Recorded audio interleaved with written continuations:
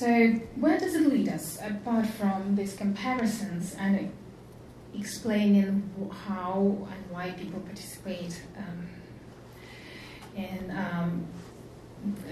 perpetration of crimes, really?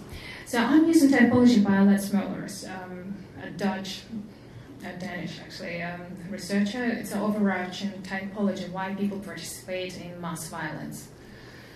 There are 6 major groups, and here you can see different brigades, again from private collections, the photos. So if we talk about professional, and you can belong to the same group, it's not uncommon. If we're talking about professional perpetrators, it's police, army, secret services. They are expected to enforce policies with violence because they are enforcement bodies.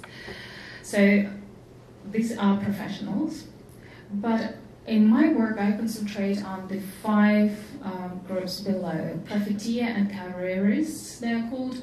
So people who profit from their participation in one way or another.